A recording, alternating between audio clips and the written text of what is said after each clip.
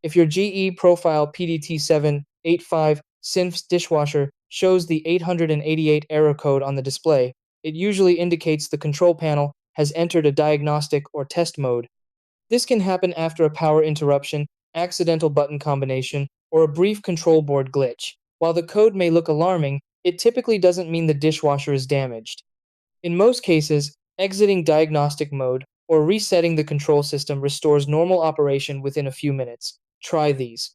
Step 1. Turn off the dishwasher and unplug it from the power outlet or switch off the circuit breaker. Step 2. Wait about 1 minute to allow the control board to fully reset. Step 3. Restore power and press the cancel or start reset button on the control panel. Step 4. Allow the dishwasher to complete its reset cycle and clear the display.